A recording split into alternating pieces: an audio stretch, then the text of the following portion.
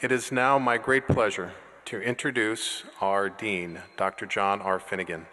Our Dean of the School of Public Health. He holds an MA and PhD in Mass Communication that he earned from the University of Minnesota. He began his public health career in 1980. However, his first career path was as a journalist during the 1970s. As a doctoral student, media professional, and later as a public health faculty, he was a member of the pioneering research team that developed the Minnesota Heart Health Program at the University of Minnesota School of Public Health. Is this not going to go? Yeah, we switched. Oh, did you? To this one. Oh. There you go. Okay, we switched. Based on this initiative, Dean Finnegan launched a career specializing in the role of communication and mass media in leveraging change in health knowledge, behavior, and public policy in the context of community campaigns to improve the public's health. Today, Dean Finnegan serves on the board of Health East Care System, Health Partners Research and Education Institute, and the Backyard Initiative Community Advisory Board, supported by Allina Health. He also serves as board of the Children's HeartLink and past board chair of the International Association of Schools and Programs and Public Health, known as ASPPH. Please help me welcome Dr. John Finnegan.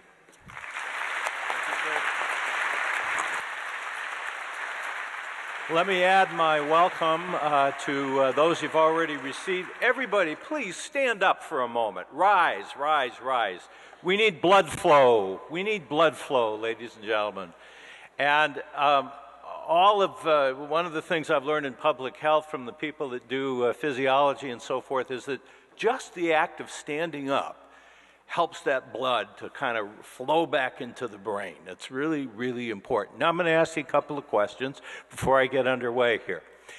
If you are from Minnesota, please be seated. I hope you're looking around you. So the folks that are seated are from Minnesota. The folks that are still standing are from other places. If you are from another place in the United States, please be seated. And those that are remaining are not from places in the United States. You may be seated as well. And give yourselves a big round of applause.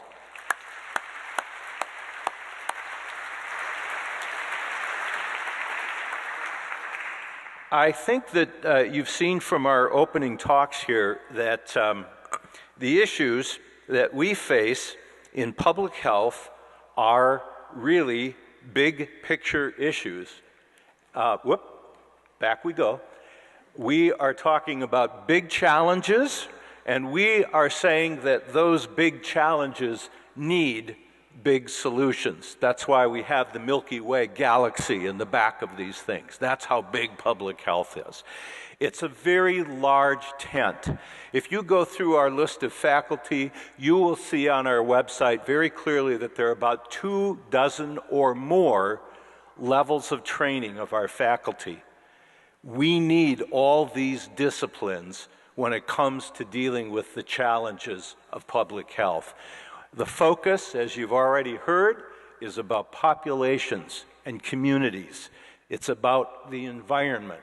It's about systems, human-made systems and nature-made systems, and how they interact with one another. And as you heard from Helga, it's also about methods of understanding, such as biostatistics, but there are many others as well.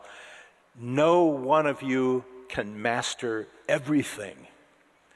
You have to figure out what you can master and how you can turn those discoveries into applications, into practice, into policy, into positive outcomes.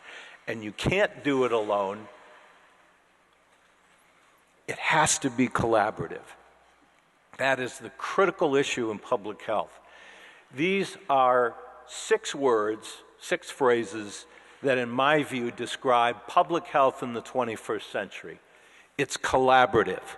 It's collaborative among people like yourselves. It's collaborative among institutions. It's transdisciplinary.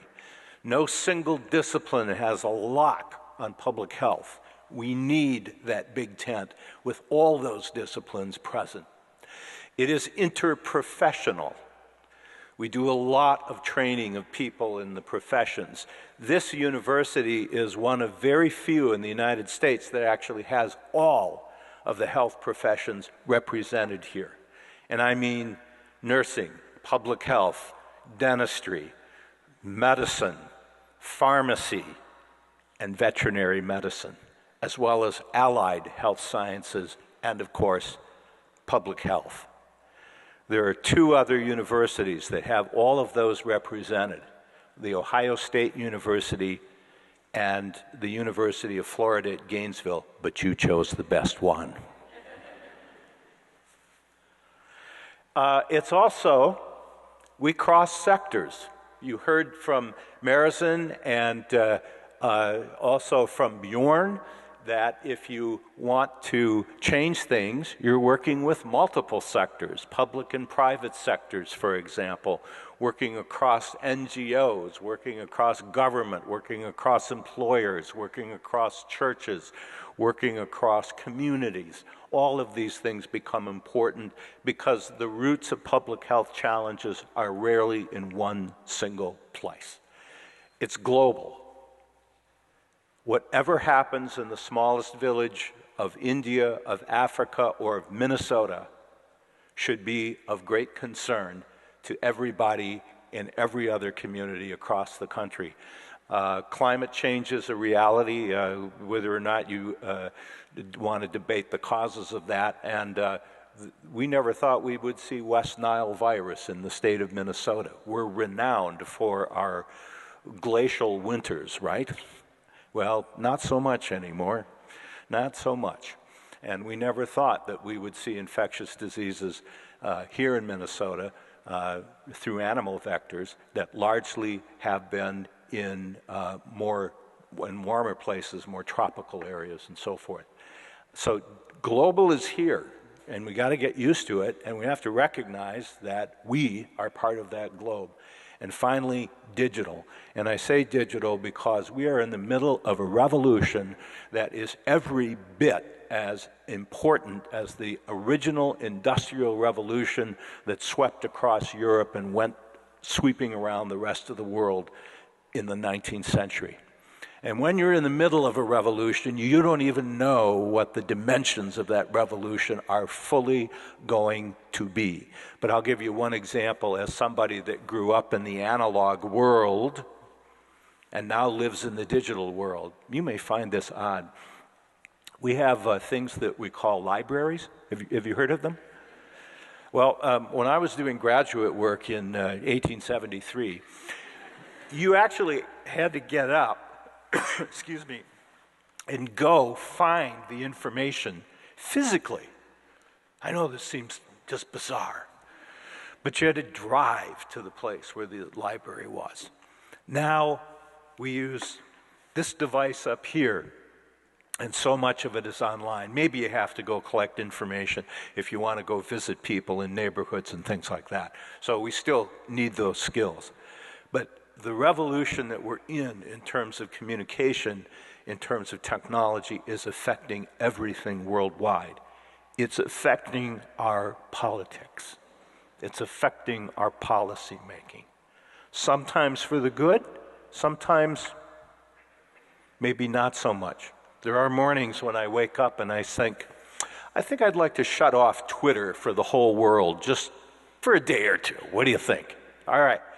Well, I want to also tell you a little bit about Minnesota, and I feel qualified to do this because there have been 6 generations of my family in Minnesota.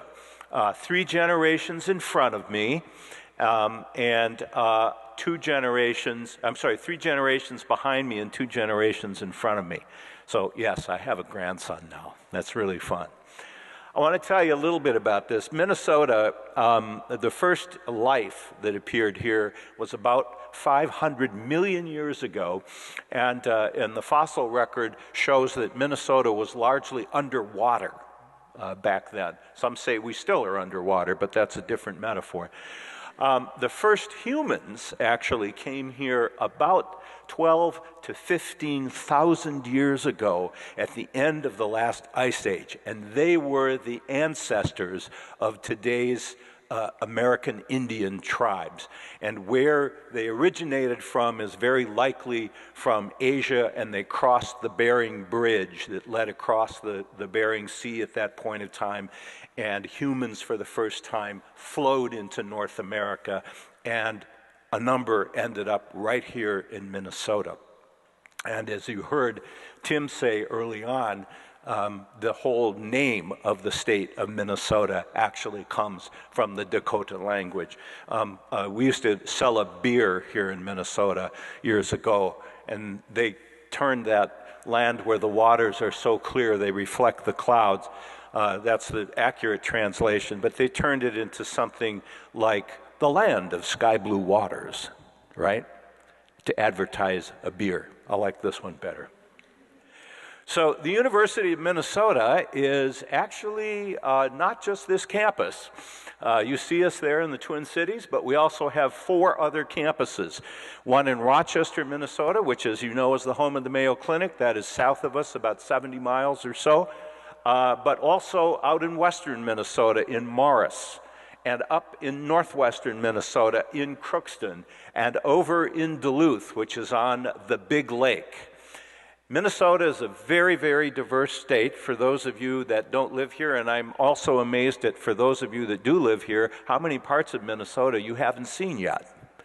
Well, it's worth going around the state if you ever get a chance during your education to see some of these parts of the country. And I have my own favorite parts, which I'll tell you about. So a little bit about Minnesota, this place that you're in, whether you've lived here for a long time or whether you are coming from another country or from other states. The entire state is about 87,000 square miles. And so we are as large as Uganda, Romania, or Laos in terms of square miles. So that's a way of helping you kind of put that into perspective in some way. Our population is 5.6 million, give or take, as of the estimates of 2018. And more than 60% of that population of 5.63 million lives right here in the Twin City metropolitan area. And I think it's important to understand that, by the way, the Twin City metropolitan area actually bleeds over into western Wisconsin as well. So something to keep in mind. We also, within this state, we are known as the land of 10,000 lakes. Well, actually, I counted every one of them. It's 11,842 lakes of more than 10 acres in size, okay? And I think that you should set as a personal goal that you will have swum in each one of them by the time you leave here. That's your goal, and I hope you'll do that. Also, you should know, for those of you that are more from Europe, Belgium, Netherlands, Slovakia, and Switzerland together would fit inside Minnesota. So in terms of all the states of the U.S., we're probably about 17th or so in terms of land size. So this is one of my favorite parts of Minnesota. It's right up on the Canadian border. It is the Gunflint Trail. It comes out of Grand Marais. It's along Lake Superior's North Shore Drive, and if you keep going north on the North Shore Drive, you will end up in Canada, and eventually you will go around Lake Superior and into Sault Ste. Marie and into upper Michigan and Wisconsin, and you'll end up right back where you started again if you keep driving around the lake. So it's beautiful. This area is also known as the Boundary Waters Canoe Area Wilderness. And in the lower 48 states, it is the largest contiguous wilderness area there is. You have to, if you want to go in there, you go by canoe, because there's a lot of lakes, and to get from one lake to the next, you pick the canoe up and you carry it on the portage. So you may have heard of the voyageurs who used to come here in the 17 and 1800s, and that's how they did it, and they learned that from the Indian tribes who lived here in Minnesota. Okay, well, let me tell you, if you want to know more about Minnesota and you want to learn a little bit more about its history and this fascinating place that you're living in right now, there's a couple of books that I want to recommend to you. They're really, really good reads. One of them is North Country, The Making of Minnesota, and that's by Mary Lethert Wingard, written in 2010. It's just excellent. And what's good about it is that it gives you not just the dry political history, it actually gives you the history of all the ethnic and racial groups that have come to Minnesota, called Minnesota home, and how they came together or not to create this state. So it's really worth reading from that standpoint because it's really a cultural history of what has made this state what it is today. And also Ni Sota Makoche, which is the land of the Dakota, as you heard. And this is really looking at Minnesota through the eyes of the Dakota tribes who were here for many, many decades and centuries before Europeans first came here. There's also a really good literature about the immigrant experience to Minnesota. And you may have seen the Washington Avenue Bridge, that double-decker bridge, and you look down on the Mississippi River and you cross over to the West Bank, and under the West Bank side of the bridge, you see this beautiful green parkland. You can't quite see it here, but that was a place that immigrants came to from about 1850 on. It was a very poor neighborhood down on the river, and it doesn't exist anymore. But that neighborhood was also written about. And up on the left-hand side, there is a book by a writer named Oli Rolvag. Oli Rolvag taught here in Minnesota at one of the private colleges in Northfield, Minnesota. He was from Norway originally, and he wrote a book called The Boat of Longing, which was actually written about and in that neighborhood. And the university does, in fact, play a role in it as well. So if you want to read more. Okay, let me tell you a little bit about the University of Minnesota. It was founded in 1851. I was not here when it was founded, just so you know. And statehood, Minnesota became a state in 1858. Well, we use that difference. The University of Minnesota is older than state government. We believed education was number one, government was maybe number two. Okay. And that has created a very interesting relationship because the University of Minnesota literally had a huge impact on the founding of the state of Minnesota. The university was here first, right?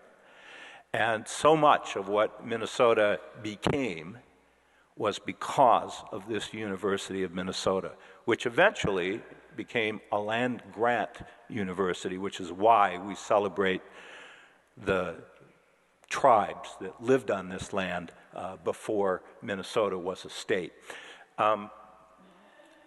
Quick quiz. When Minnesota became a state in 1858, it chose the motto, Le Toit du Nord. This translates, for many are cold, but few are frozen. Land of many cultures, mostly throat. Protecting Ontario from Iowa. Anybody from Iowa here? A few, okay. I love Iowa. Star of the North. Yes, all the French speakers, Star of the North, absolutely. So, a little background about public health in Minnesota. This gentleman, Dr. Charles N. Hewitt, is, as far as we know, the very first professor of public health ever appointed in the United States, right here at this university. And he came here in 1874, and every dean of a school of public health in Minnesota, Hopkins, Harvard, all these other places, I've specifically said, when was your first faculty member appointed? Nobody can beat that date, 1874. Charles Hewitt was a surgeon in the Civil War, and he was an early adherent to germ theory. And he was an early adherent to communities and populations as the root of health. Not bad for a physician, right?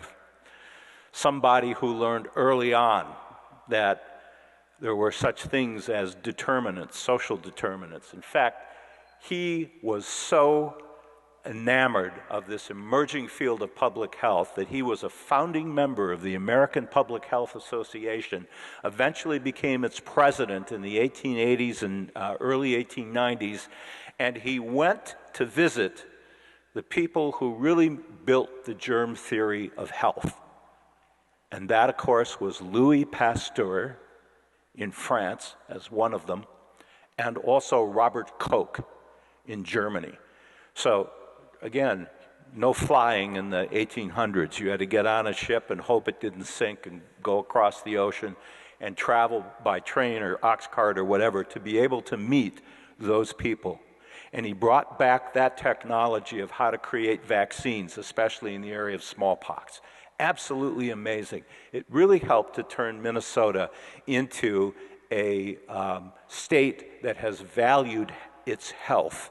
And of course, you're familiar with the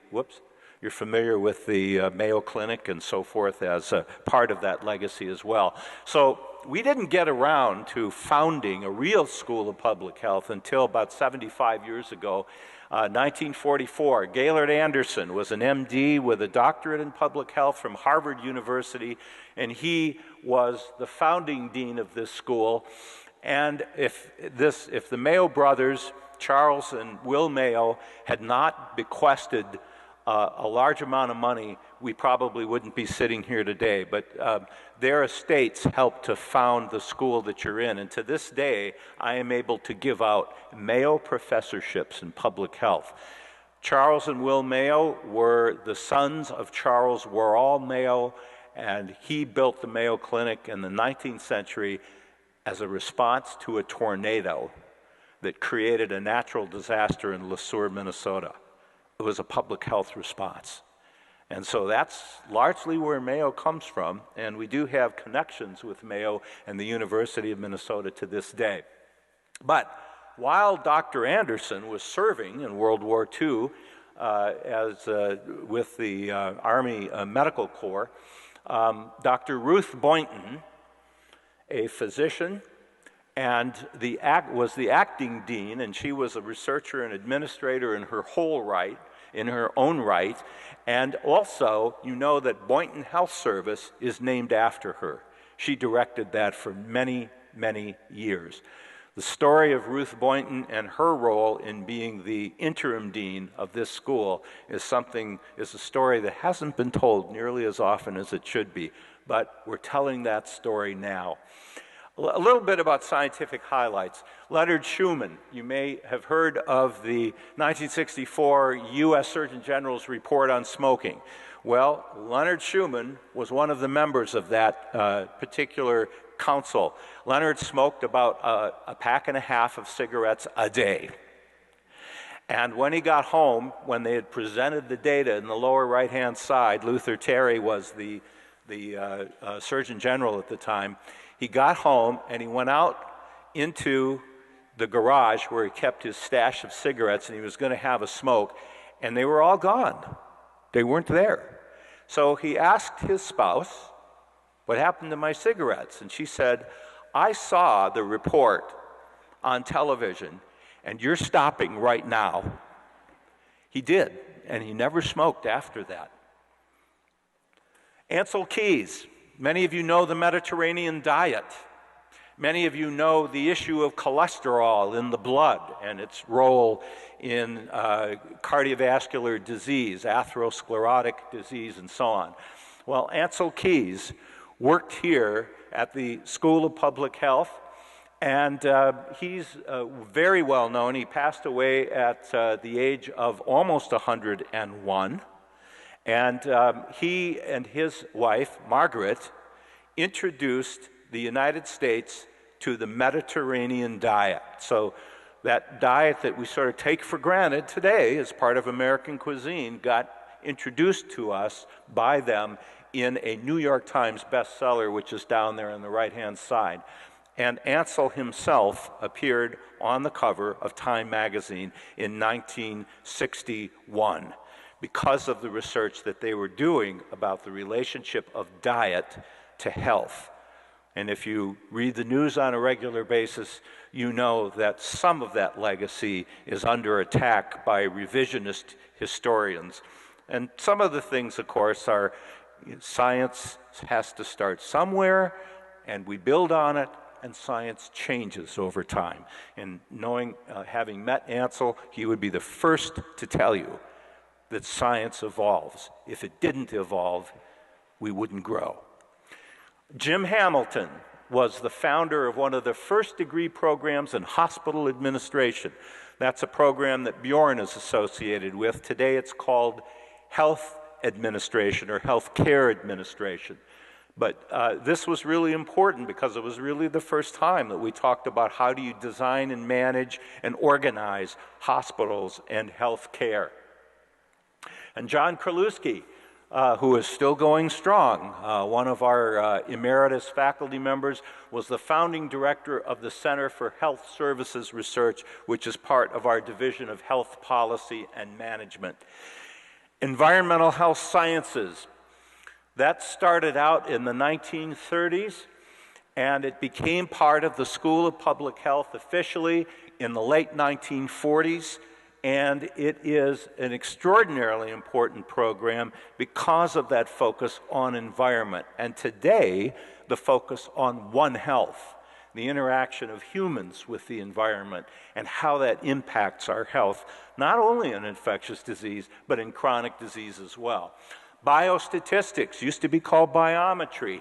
That started in the 20s as part of botany, believe it or not. And today, of course, it's one of the leading biostatistics units in the country, and most of them are located in schools of public health. And Jacob Bierman, who is the man you see there, was a leader of the biostatistics department, and one of the things that he did when he really cranked up that department in the 50s and 60s, by the early 60s, they were graduating more people, PhDs and master's degrees in biostatistics than any other program in the United States. So, this is our SPH leadership today. Bruce Alexander, who's head of the Environmental Health Sciences Group, Tim Beebe, who is head of our Health Policy and Management, Joe Koopmeiners, who is the interim head of our Biostatistics Unit, Diane Newmark-Steiner, who is the head of our Epidemiology and Community Health. Beth Vernig is our Senior Associate Dean for Academic Affairs and Research.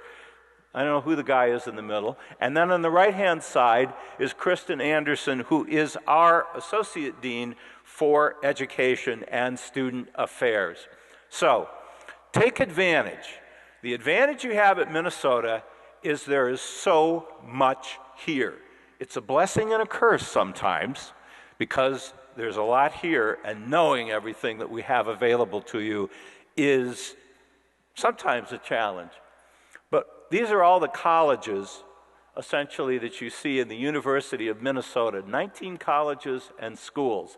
And the ones that are encircled are the ones in the Academic Health Center. But don't forget, liberal arts, design, education and human development, food, agriculture, and natural resource sciences, management, science and engineering, and yes, the liberal arts, all have an interest in some part of health. Take advantage of the diversity that we have to offer. Build your network broadly. Remember, this is a really, really big tent, and we need as many people with as much diversity as they can bring to this tent, or we will not succeed in solving the grand challenges of public health. So, you're home. Welcome.